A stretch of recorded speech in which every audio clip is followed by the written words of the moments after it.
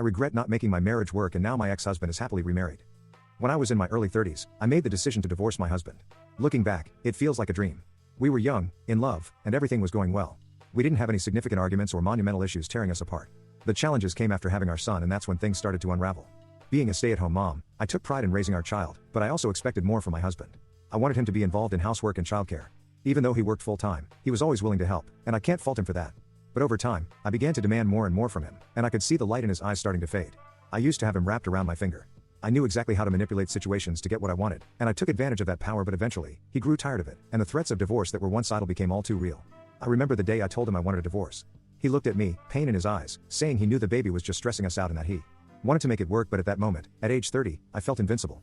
I had lost the weight I gained during pregnancy, and I still felt beautiful. I believed I could do better than him.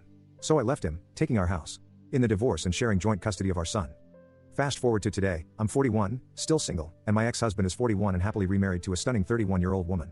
They had their daughter 3 years ago, and every time I see them together, my heart aches. He's bought a new house, and my son loves spending time with his other family. It makes me jealous. I keep thinking, she has it all.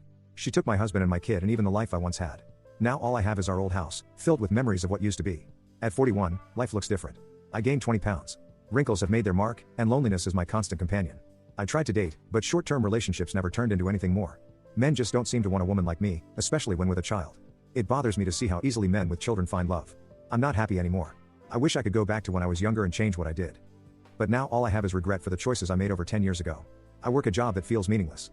Now, sharing custody of my son and watching him go off to spend time at my ex-husband's house with his new beautiful wife next to her, I feel worthless, like something thrown away. My therapist has been trying to help, encouraging me to find happiness in little things.